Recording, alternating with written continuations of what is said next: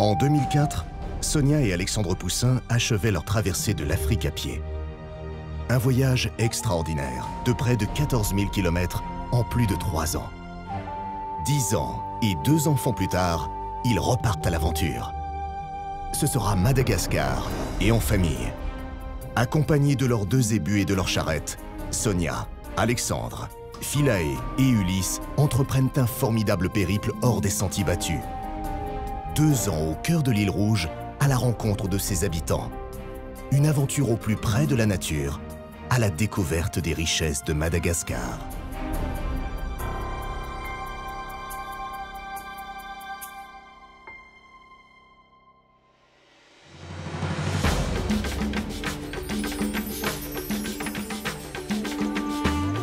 Cela fait plus d'1 an maintenant que nous avons entrepris le tour de Madagascar. Depuis Morondave, nous longeons la côte ouest de l'île Rouge, direction plein sud, le long de plages paradisiaques étonnamment désertes. À bord du Nufibé, nous avons évité une zone infestée de Dahal, ces voleurs de zébus en guerre avec les gendarmes. Après plus de 900 km depuis notre départ, c'est sous escorte policière que nous sommes entrés dans Tuléar, nos zébus étant une fois de plus convoités par un groupe de bandits dangereux et armés.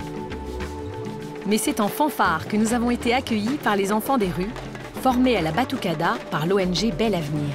C'est la première fois qu'on nous accueille comme ça.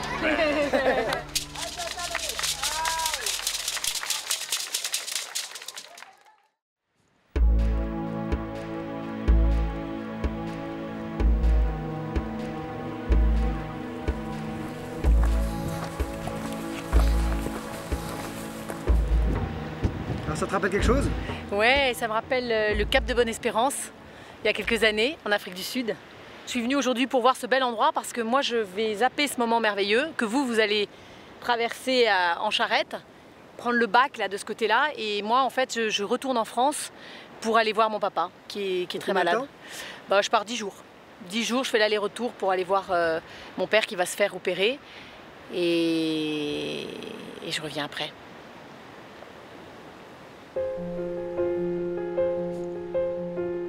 Je viens en effet d'apprendre que le cancer, qui ronge mon père depuis 3 ans, s'est généralisé et prend une tournure désespérée. C'est ma dernière chance de pouvoir aller le soutenir dans son ultime combat.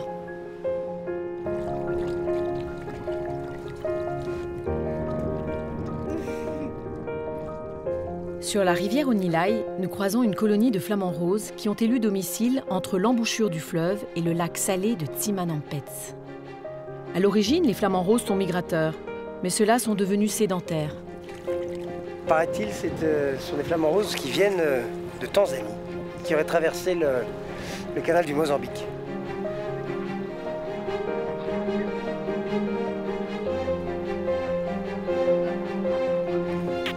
C'est dur pour Sonia de laisser Ulysse et Philae à Madagascar, car ils ne reverront sans doute jamais leur grand-père. Claude aurait tant aimé nous rejoindre pour voir une dernière fois ses petits-enfants.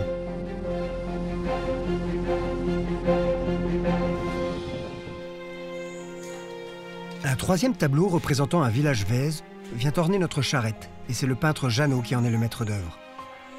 On s'appelle le 3 oiseaux, ça donne de la chance. C'est pour cela que c'est 3. Bravo, voilà. Merci beaucoup. Merci à vous aussi. Bravo.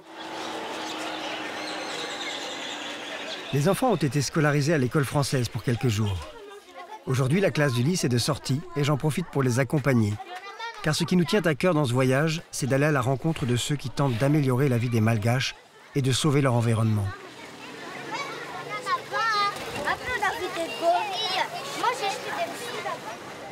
À Tuléar, une association s'est concentrée sur une énergie gratuite et abondante à Madagascar, le soleil. L'ADES, Association pour le développement de l'énergie solaire, espère ainsi lutter contre le déboisement massif de l'île. Vous savez maintenant pourquoi ADES est né? Parce qu'il y a trop de destruction à Madagascar. Vous savez que pour avoir 1 kilo de charbon, on a besoin de 10 kilos de bois frais. C'est pour cela qu'ADES a fabriqué donc le four solaire. S'il n'y a plus d'arbres, il n'y a plus d'oxygène et elles seront... Bravo. Il n'y a pas mauvais de Allez, allez, on l'éclaire. Ouais. On l'éclaire avec le soleil, tout le monde. Ouais, tout le monde. On va le faire cuire. Ouais. C'est quoi ça? Je serais toi, je ne mettrais pas ma main dedans. C'est 100 degrés. Là. Dedans, c'est noir. Il n'y a rien de Parce blanc. que le noir attrape la chaleur. La chaleur et le blanc la repousse. On peut faire le riz, la viande avec la sauce. On peut faire des gâteaux. On peut faire les cacahuètes. On peut stériliser l'eau. Ça monte jusqu'aux 150 degrés. Le problème, c'est seulement quand il y a du soleil. Alors, c'est pas un remplacement total, mais ça aide. C'est un peu compliqué, disons. Il faut changer l'habitude de faire la cuisine. Un ménage malgache brûle en moyenne 330 kg de bois par mois pour préparer ses repas. Avec un four solaire, mais surtout avec un brasero plus performant, la consommation de charbon est réduite de moitié. Le déboisement est ainsi ralenti, mais surtout, ces familles réalisent de formidables économies. Le coût du brasero fabriqué par l'ADES est amorti en 2 mois. La seule difficulté est de faire évoluer les habitudes culinaires. On a 200 milliards par année d'économie. On a un petit arbre épargné par jour, c'est-à-dire un petit arbre conservé. Et par mois, ça fait un gros Et par mois, ça fait un gros arbre de 600 kilos. Parce que vous savez que les arbres ne poussent pas en un mois, n'est-ce pas? Le lendemain, nous retrouvons nos chers zébus, Babor et Tribord, ainsi que nos fidèles bouviers, Eric et Revel. Une semaine qui n'ont pas dormi. Et pour cause, Tuléar Timiruru, la ville qui ne dort jamais. Donc on quitte Tuléar vers cette piste qui va nous prendre 2 mois vers le Grand Sud, vers Fort-Dauphin. Et c'est un peu angoissant, c'est le cœur serré qu'on part, d'autant plus que j'ai pas ma tendre amie, moi, pour me réconforter. Et pour les enfants, tout est prétexte à s'amuser. Le Grand Sud a la réputation d'être sans foi ni loi et d'être le théâtre d'attaques sanglantes. C'est pourquoi nous décidons de longer la côte pour éviter les périls de la piste intérieure. Nous passons la ligne imaginaire du tropique du Capricorne, véritable porte du Grand Sud malgache.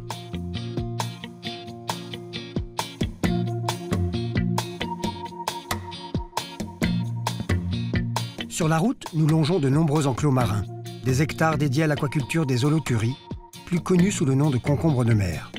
En 5 ans, ces derniers ont littéralement disparu des lagons malgaches.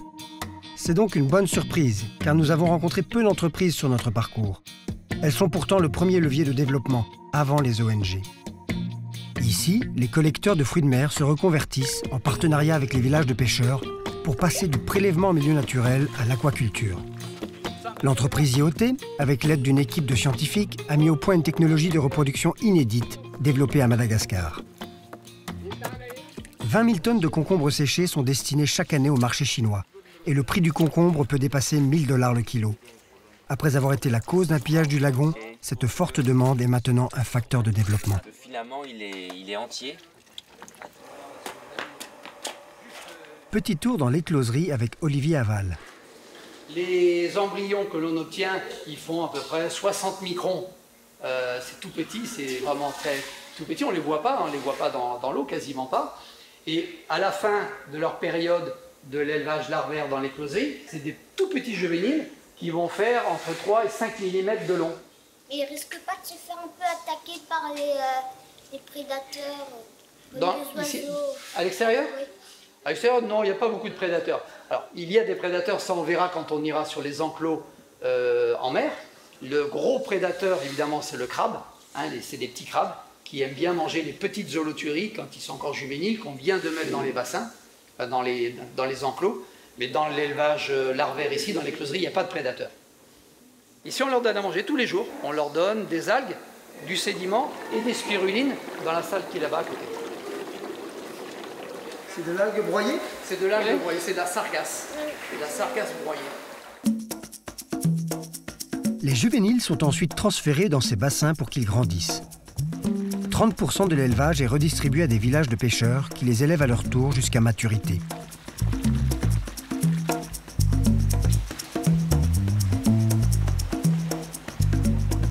Le goût n'est pas très fort, mais il y en a qui disent « ouais, mais ça n'a pas de goût ». Si, ça a du goût, mais c'est pas fort. Ça fait juste une petite saveur particulière. Tu viens de prendre du concombre de mer, Ulysse? Et alors, comment c'est? C'est bon? C'est excellent pour la circulation sanguine et toutes les articulations. Là, donc c'est très bon pour les randonneurs qui font le tour de Madagascar à pied. Génial. Bon, on va prendre un petit sachet de main.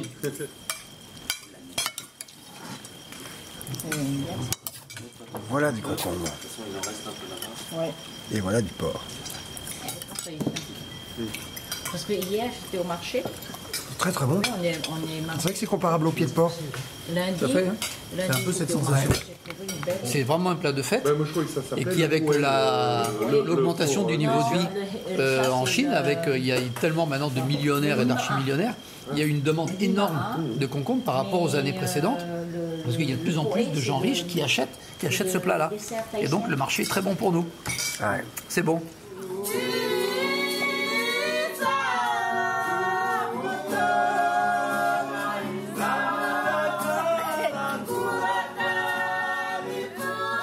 Nous profitons de la liaison internet de l'hôtel voisin pour joindre Sonia et faire une surprise à son papa. Enroulées dans le drapeau malgache, les chanteuses sont bouleversées. L'émotion est à son comble.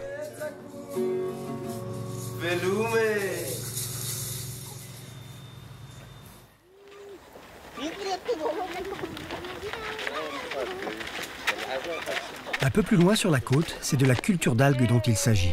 Une activité lucrative qui commence à passionner les pêcheurs locaux. Comment s'appelle ce produit? Le Karagenan.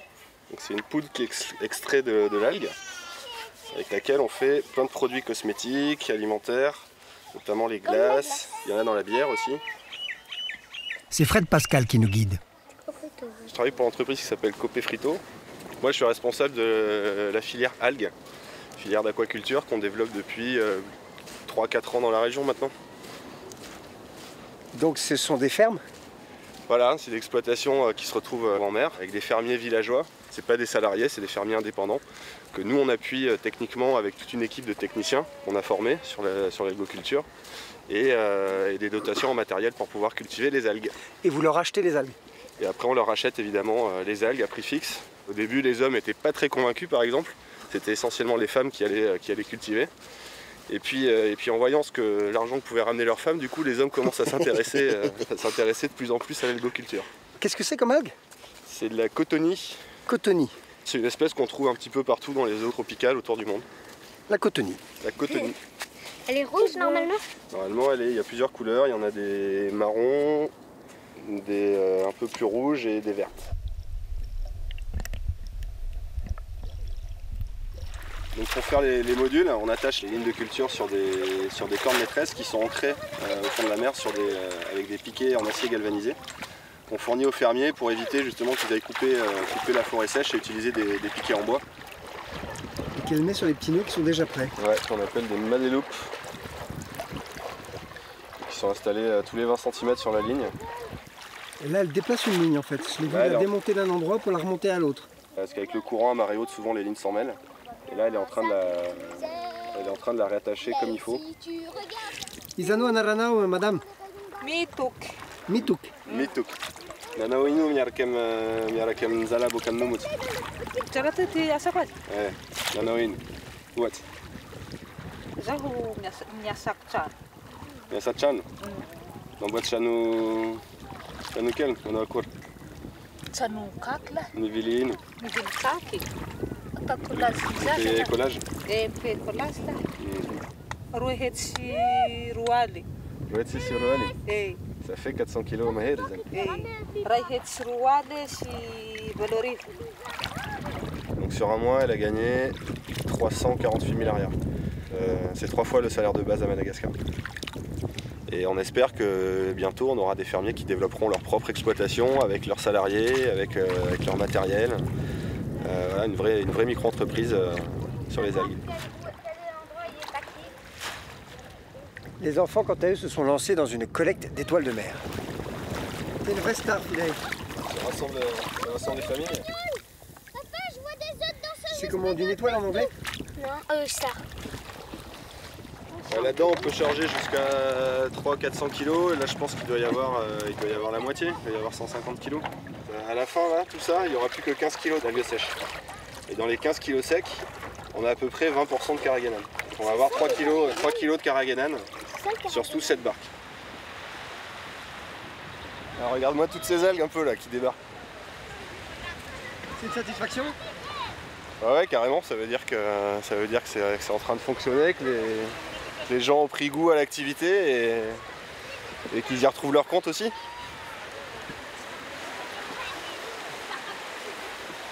Les ressources halieutiques dans les lagons s'amenuisent. L'algoculture est donc une réelle alternative et on observe déjà une reconversion d'une partie des pêcheurs.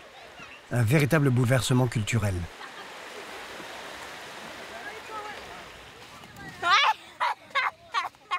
Du fait de ses propriétés gélifiantes, la carragénane rentre dans la composition de nombreux desserts lactés, mais aussi dans les dentifrices, les shampoings et autres cosmétiques. Ces entreprises ont résolument pris un tournant vers l'avenir. Voilà un bel exemple à suivre.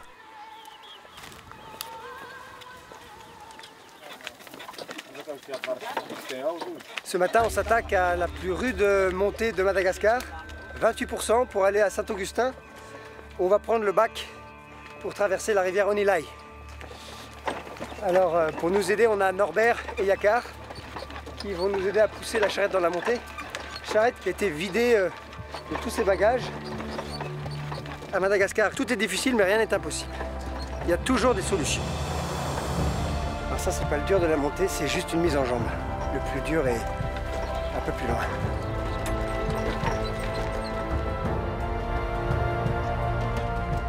Alors voilà le début de la montée.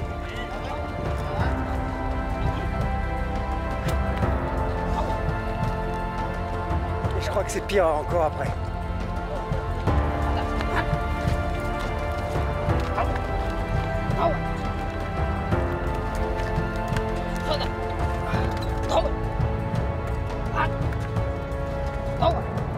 Ça, c'est la pente extrême. Ah, vraiment, c'est... Heureusement, on a un peu vidé la charrette, sinon on n'arrive pas à monter là.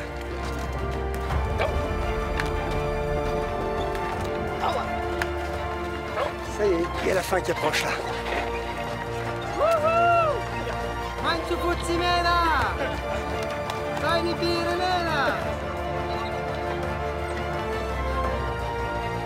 Ça y est, on est sur ce récif corallien fossile qui a été exondé à 150 mètres au-dessus du niveau de la mer et qu'on va suivre pendant au moins 350 km.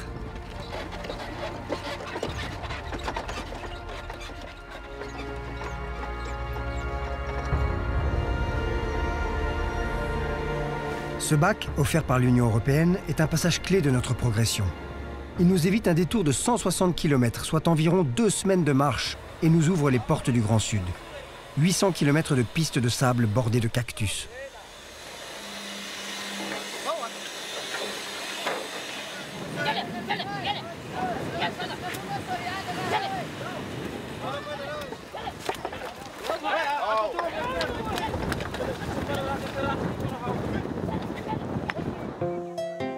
Mais avant de poursuivre, nous attendons le retour de Sonia, les pieds dans l'eau, à Anakao. On dirait que le bateau vient vers nous, les enfants. Ah, à mon avis, vous pouvez aller sur la plage.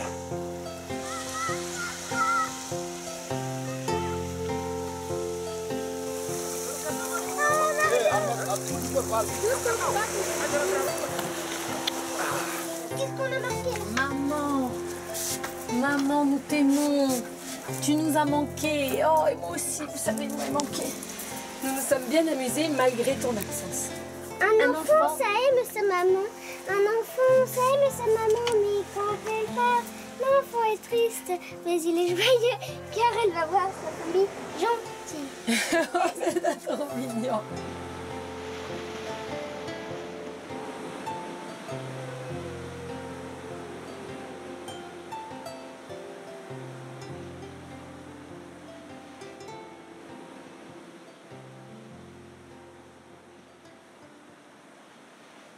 Il y a Mario qui est très triste sur la plage.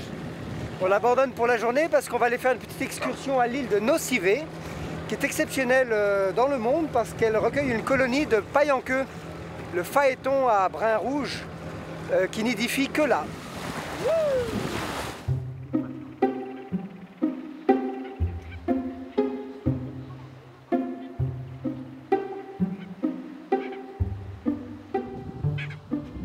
Alors là, c'est comme la chasse à l'œuf de Pâques. On doit chercher les pailles en queue avec leurs œufs ou leurs poussins. Ouais, ben là, il y a un bébé oiseau. Oh, il est trop mignon. Regardez, vous voyez? Non, il s'est bien caché. Hein. C'est difficile à voir là. Hein. C'est bien planqué, il a raison d'ailleurs. Oh, t'entends ça? Oh là, il y en a une qui est pas contente là. Ouais.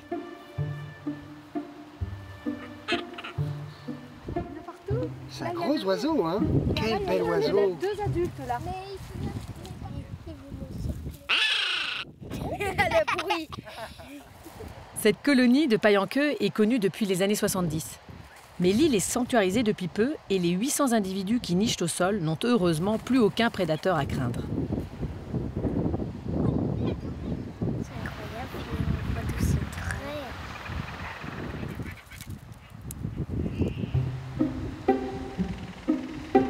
C'est un oiseau qui se reproduit toute l'année. Il n'y a pas de saison des amours. C'est comme les poules et les poulets. C'est sur cette île uniquement.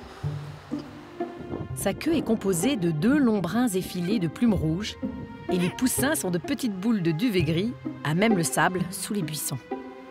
Tu vois, Philet, l'expression « prendre quelqu'un sous son aile » pour le protéger, ça vient de là. Ça vient de cet instinct maternel qu'ont les oiseaux de mettre leurs poussins sous leur aile.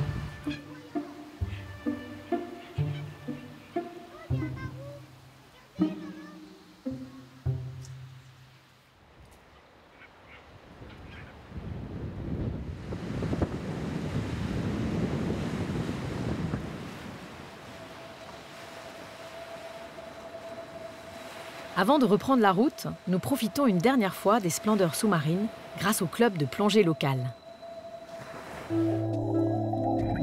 À cause d'un fort courant, nous descendons par la chaîne jusqu'à l'ancre sur un fond de 36 mètres. C'est la première fois que nous voyons autant de poissons. Et pour cause, l'endroit est inconnu des pêcheurs, c'est en pleine mer et uniquement accessible par GPS. Mais chut, c'est un secret.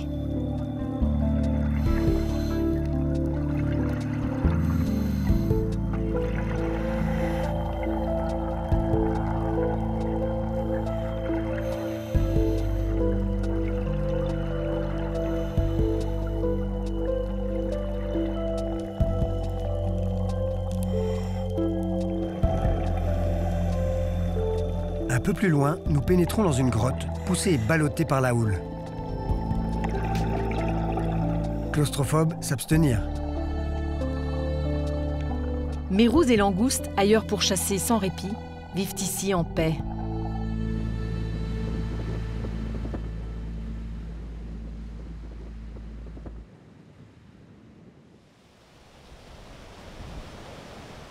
Nous sommes heureux de reprendre la marche en famille.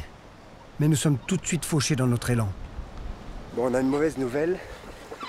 On se rend compte que Bâbord est super maigre et super faible. Il a les os saillants ici et ici. Ici, il y a un gros creux. On voit ses côtes. Il n'a aucune énergie, quoi.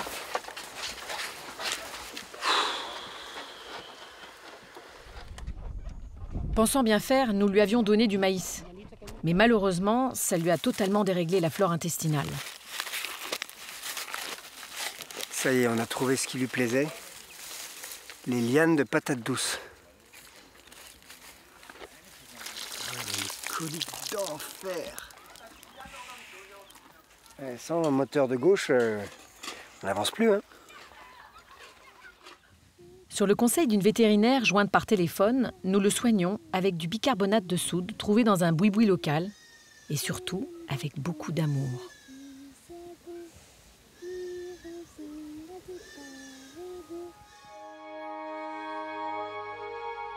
En quittant Anakao, nous franchissons le cap mythique des 1000 km.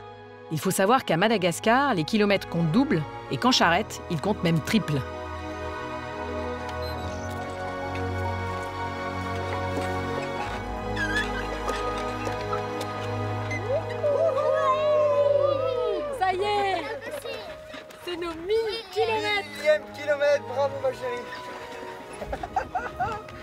Super. On vient de s'arrêter pour la pause du matin et il y a Tony qui est venu nous apporter spontanément du manioc dans une assiette. Comme ça, c'est délicieux. Ça a le goût de pommes de terre. Il y a un fil à l'intérieur qu'il faut enlever. Et il est cultivateur de manioc. Et très gentiment, spontanément, il nous a apporté ça avec de la joie et de l'enthousiasme. Ça n'arrive pas tous les jours. Et c'est suffisamment beau pour être marqué, noté et remercié. Et nous on fait une petite pause parce qu'on est un peu fatigué. Et puis surtout on a notre pauvre Zébu là qui est super HS. Alors il y a Mama Rayamanjen et puis il y a toute la progéniture, les frères et les sœurs qui travaillent dans les champs. Tanimbouli. Ni Tanimbouli et Tanimbouli. Tanimbouli B. Et Tony est notre premier Mafal. C'est le premier représentant de l'ethnie Mafal qu'on rencontre. Et ça place cette rencontre sous de bons auspices. Voilà.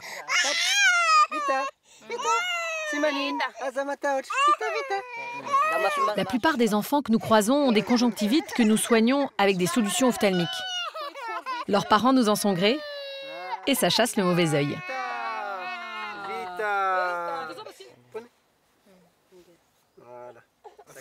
Merci, Tony, merci beaucoup. Au revoir. Merci. Nous pénétrons dans le pays Mafal, une région rude avec un paysage végétal étrange, adapté à la sécheresse et à la chaleur, et qui semble appartenir à un autre monde.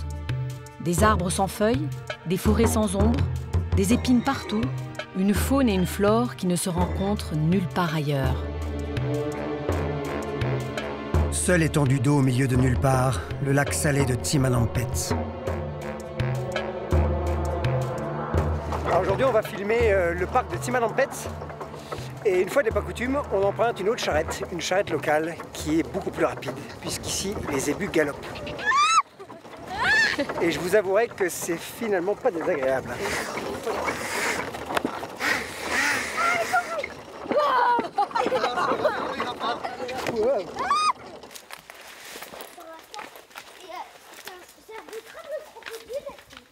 C'est ici qu'il y a des fameux petits poissons aveugles. Oh, c'est joli, elle est belle cette grotte. On arrive à les attraper? Oui. Ah oui, comme ils sont aveugles. Oh mon Dieu, regarde. C'est extraordinaire. Il est aveugle. Pour les vaseurs. Mais il n'a pas d'œil, il n'en a jamais Oui, eu. il n'a pas d'œil. Il naît sans yeux parce qu'il n'en a pas besoin. Pourquoi? Parce qu'il est au fond de la grotte et oh, c'est la première fois que je vois ça de ma vie. En général, toute la grotte ici dans le parc national de Timanampet, c'est sacré. À cause de la présence des esprits invisibles qui vivent dans la grotte. Par exemple, là, faire un sacrifice de coq noir ou de chèvre noir en carté noir. Pourquoi noir? C'est ça la couleur préférée des esprits.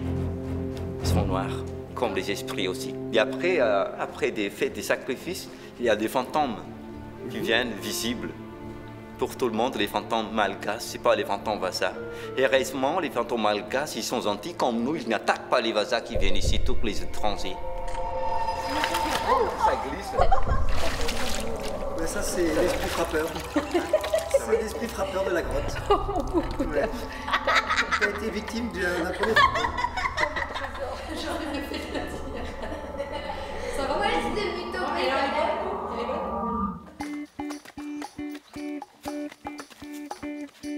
Face à nous, le baobab grand-mère, un des plus vieux de l'île.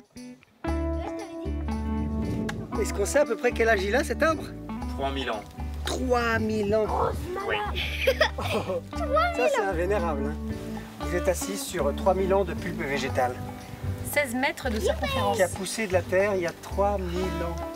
C'est avant l'ère chrétienne. C'est 1000 ans avant Jésus-Christ, donc ça 1000 ans avant Jésus. C'est l'époque des pharaons.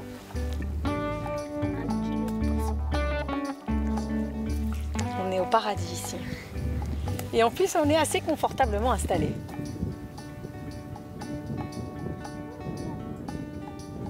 On est reparti d'Amboul ce matin. Et là, on fait la petite pause déjeuner sous un arbre qui nous offre son ombre salvatrice.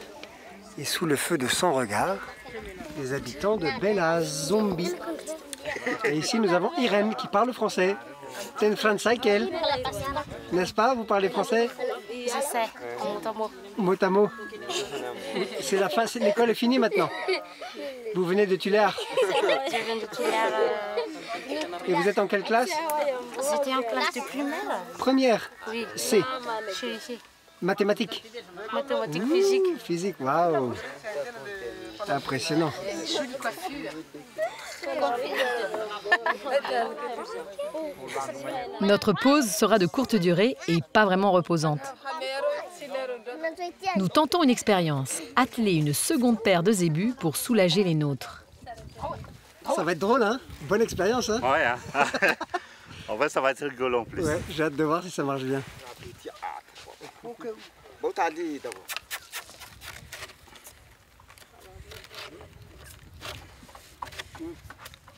Et nous voilà en charrette 4x4. Et oui, 4 fois 4 pattes, à la grande surprise des habitants qui n'ont jamais vu ça.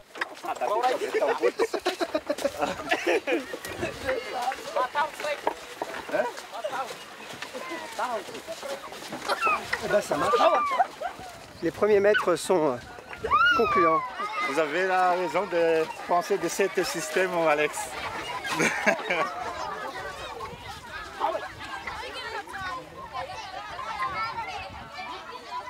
Ah, dans les montées, ça cale aussi quand même, mais il monte.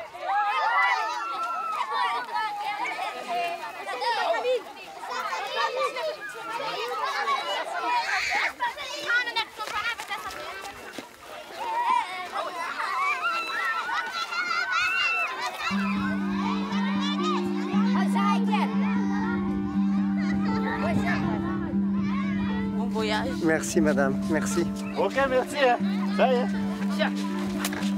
Dans cette région Tanalan, les gens sont incroyablement gentils, hospitaliers, et on ne souffre plus du tout des malentendus ou de la relation d'argent qu'il pouvait y avoir ailleurs avec d'autres ethnies. C'est une petite copine, Philae?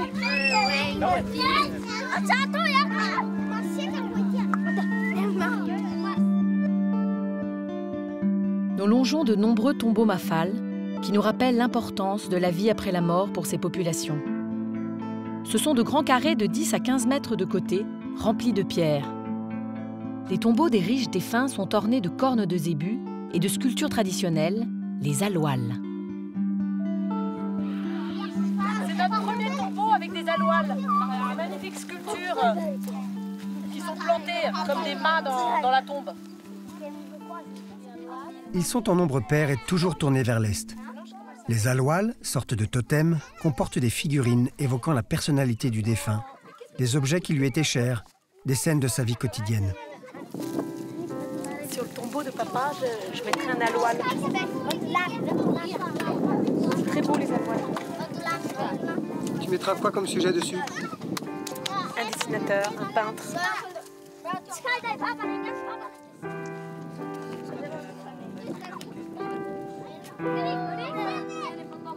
C'est dur pour Sonia qui a son papa malade en soins palliatifs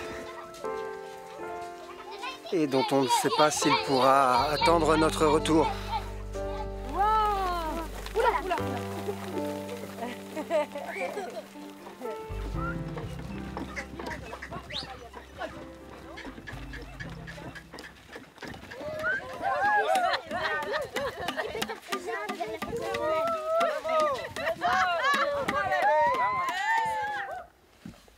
Eh ben ça a l'air de rien, mais pour nous, c'est une source de réjouissance.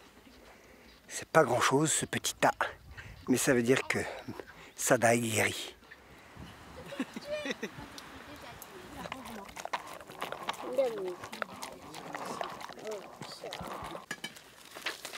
Alors Philou, on fait un petit point. D'accord. Comment tu trouves ça, cette aventure-là, dans le sud? J'adore, mais premièrement, on n'aime pas l'eau. Deuxièmement, nous voulons jouer plus à la déesse. Troisièmement, nous voulons réduire les temps de travail et d'école.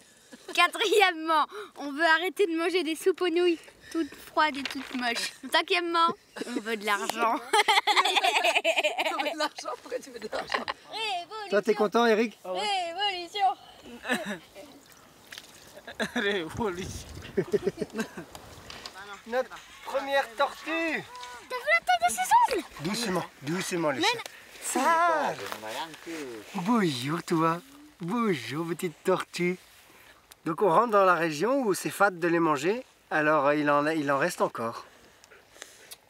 C'est pas toi. Les Tanalan et les Mahafal ne mangent pas les tortues. Du coup, il y a Mario qui croit qu'on l'aime plus. Donc, il vient me lécher parce qu'il voit que tout le sujet d'intérêt sont cette tortue. Allez, on va la cacher. Dans les dessins animés, on va la cacher pour que Remettez là personne où, ne la mange. où on l'avait vu. Voilà, je peux regarder en dessous. Oh. Elle était là. Elle est cache comme petite. Vas-y, ma cocotte. Petite beauté.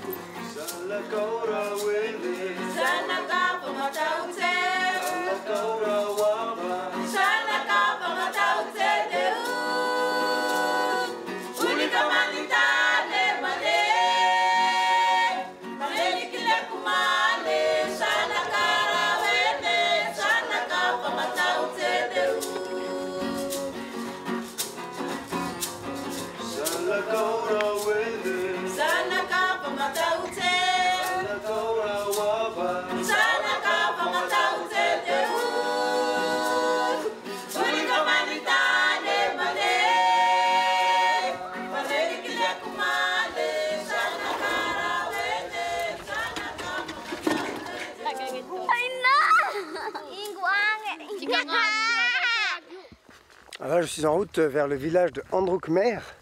J'ai laissé derrière moi le Androukter et la petite famille. Je suis accompagné de Marie, la fille d'un sculpteur d'Alwal très célèbre qui s'appelle Monsieur Jacques Jean, qui orne les tombeaux de toute la région. Et on va voir si on peut aller le rencontrer. Alors c'est incroyable sur toute cette côte, c'est vraiment deux mondes qui se côtoient, le monde de la terre et le monde de la mer, et qui laissent une sorte de no man's land entre les deux. 1, 2, 3, 4, 5, 6 km parfois. C'est les éleveurs versus les pêcheurs. Miss Fia? Fia Tsar, perroquet? Ouh! Perroquet B, hein? Fia quel? Ah oui. Tsar. Bonjour monsieur. Bonjour. Vous êtes Jacques Jean? Monsieur Jacques Jean? Oh oui. Salam atoubko. Salam atoubko. Bienvenue. Merci. Héritier d'une tradition remontant au XVIe siècle, Jacques Jean est le fils d'Efiambel, artiste mondialement connu. Une rencontre haute en couleurs pour un art malgache majeur qui se transmet de père en fils depuis le temps des rois. La tradition d'Alwal vient du ciel, parce que l'homme a une fille et Dieu descend pour celui-là en disant que dessinez le collier de votre fille sur une planche, ça porte de bonheur et de bon travail. Oui. Ça, c'est le voleur de Jébu. Ah, Dahalo. Dahalo. Avec cette symbolique que vous m'avez expliquée, la lune et une étoile, ici les deux croissants de lune, et là la tête, le crâne d'un zébu, le front d'un zébu. La loi se divise en 4 parties, c'est-à-dire il y a 4 espèces, quoi. Un alwal traditionnel, un alwal moderne, un alwal à étage et l'alwal marouane. Ah oui, évidemment. On n'a pas vu des alwals aussi beaux, nous. Ça, c'est du bois dur en plus. Du bois dur. Ah, ça, c'est un travail tout à fait exceptionnel.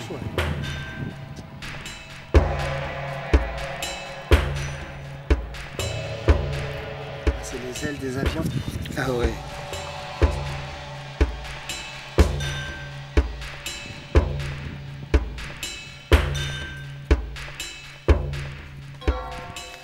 Et celui-là, ce personnage va être au sommet de la Loire. Ah oui? Au sommet. Il a une moustache?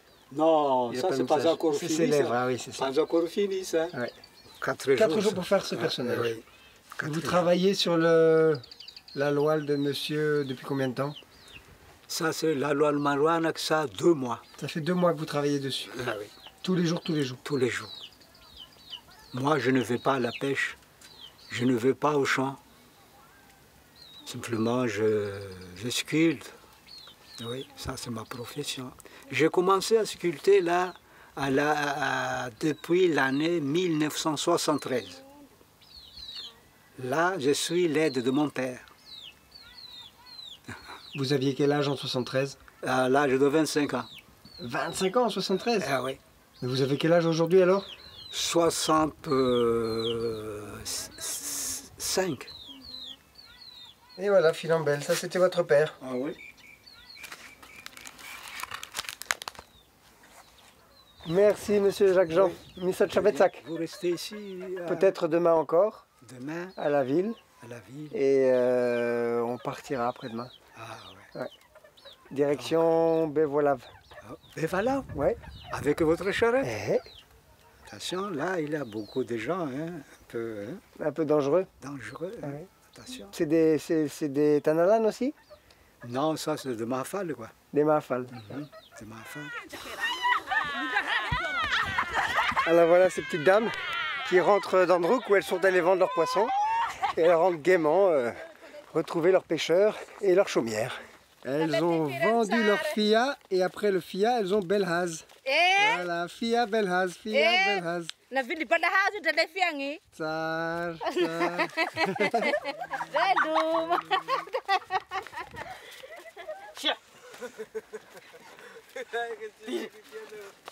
Bah ouais. Donc elle. Bah ouais. Toute la journée, nous frôlons des cactus et des épineux. Nous avons pour l'instant évité l'accident, mais il fallait bien qu'il arrive un jour. Son filet était coincé par les ébus contre des raquettes de cactus. Et elle a, à mon avis, quelques belles épines dans l'avant-bras. Et on va aller inspecter tout ça et faire un beau pansement. Tu as beaucoup de sang-froid, ma chérie. Tu laisses le bras en l'air comme ça. Ça a arrêté de couler, là. Tu vas boire un peu d'eau. Attention. Attention le petit. Ah là là. Waouh. Mais ça, il suffit que ça ait touché une belle veine et puis ça fait une hémorragie. Hein. Ouais. Ça peut être grave? Non, c'est pas grave ma chérie. C'est à l'intérieur, on va surveiller ça, on va tout désinfecter. Mais on va pas toucher, tu vois. Je vais pas commencer à essayer d'enlever l'épine qui doit être profonde et cassée à l'intérieur. Ça, on va voir ça plus tard. Pour l'instant, nettoyage, pansement. Avec du savon, Alex. Ça suffit, ouais. Alors lui, il est venu me voir parce qu'il croit que je vais lui donner des... Il croit que je vais lui donner du manioc, mais il n'en aura pas. Il y a 2 trous? 3 trous, 4 trous. Plusieurs épines qui ont frappé quoi, la raquette. Mais celle qui a fait saigner, c'est une qui était allée loin. Quoi. On dirait la forme d'une coudière. Oh, trop stylé, filet. Oh, mais avec ça, on va avoir un vrai bandage. Ça va être trop peut-être. Enfin, un petit pli. Et on le rentre là. On vient d'apprendre un truc hallucinant. C'est une demi-journée pour les villageois d'Anquilibourg pour aller chercher de l'eau par là. Parce qu'il y en a plein là qui font des allers-retours. Une demi-journée. Ils sont partis à 8 h ce matin, là il est 1 h. Et ils sont sur le retour avec un seau et 2 calebasses. Et on leur a dit, c'est loin? Bah ouais, une demi-journée. Et vous faites ça combien de fois par semaine? Elle a répondu, Issanange. Tous les jours. Et combien ça coûtait un bidon d'eau? 1000 ariars. C'est beaucoup, c'est un tiers de salaire quotidien pour 20 litres d'eau. La vie est dure ici. Hein.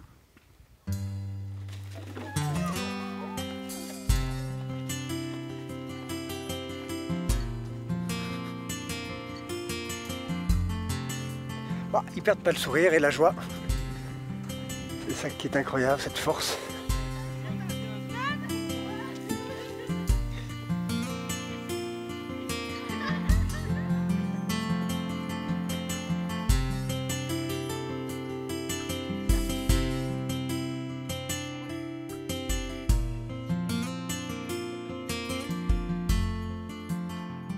En fin de journée, un petit moment de faiblesse, on se mange des fruits du cactus. Alors, la méthode c'est comme ça, on essaie de ne pas se piquer, ce qui est très difficile. Extraire le fruit du cactus. Après, on prend un petit bâtonnet.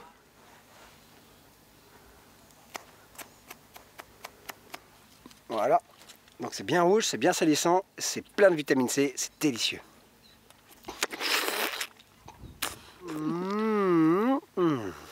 Voilà. Et toi, t'as avalé les pépins. Non, non, ils sont là. Je presse avec les joues contre les dents. Avec les bajoux, tu veux dire? Elle prend le jus, et après...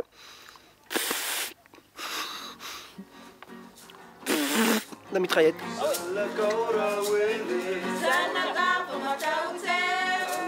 Nous avons commencé à bifurquer vers l'est. Le soleil se couche derrière nous à présent. Une nouvelle étape s'offre à nous. Et ça commence dès ce soir à Bévoil, où nous sommes accueillis spontanément.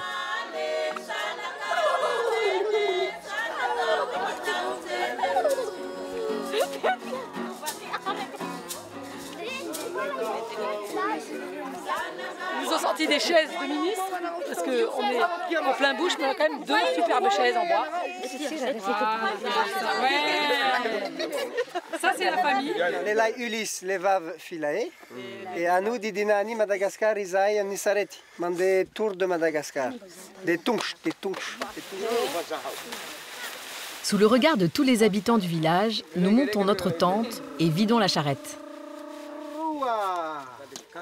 Merci, petit boy.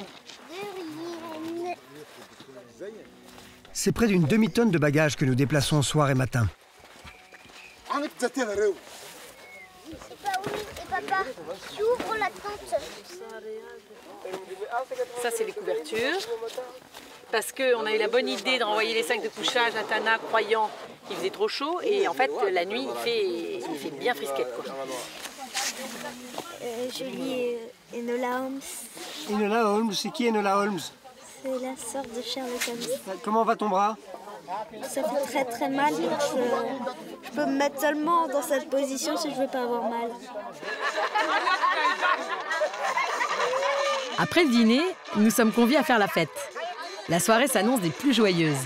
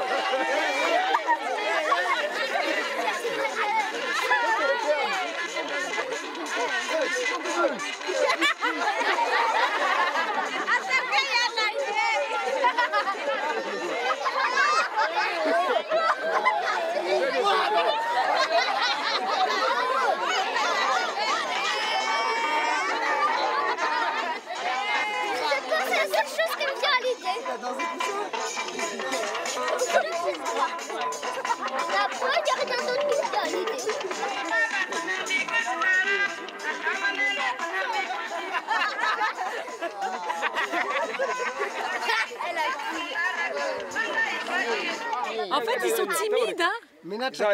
Ah, timide. Bravo! Bravo!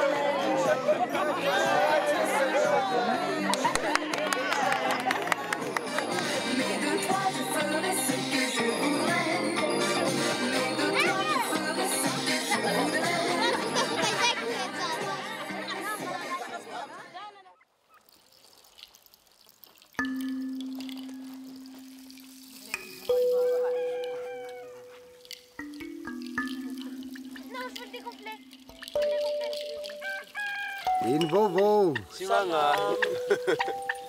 Comment ça va ce matin? Ça va bien? Ça va bien. Naturitsar? Naturitsar. Sis Mangatsika? Sis Mangatsika. Ça.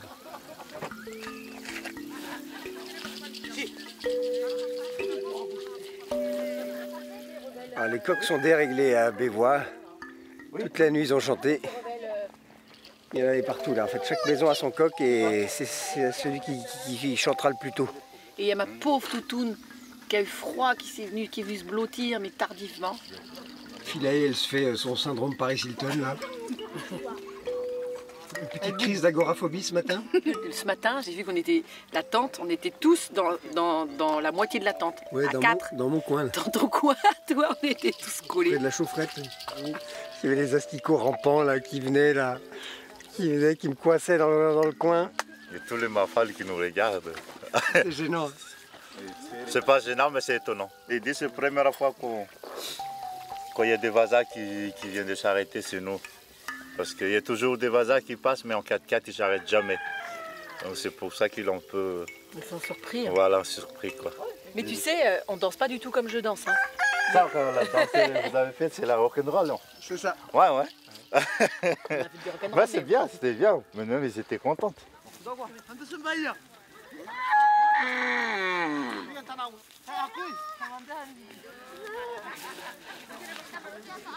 Nous quittons le village heureux, pourvu que la suite de notre aventure ressemble à cette belle nuit. Des moments sincères, des instants de partage, en toute simplicité.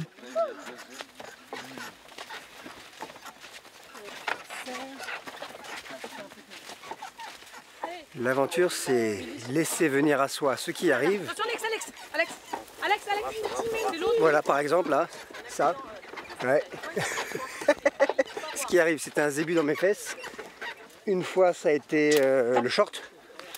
La deuxième fois, ça a été la hanche. La troisième fois, ils vont peut-être réussir à viser au milieu. Eh ben, j'espère pas être là ce jour-là. Ouais, là, je vais moi rigoler.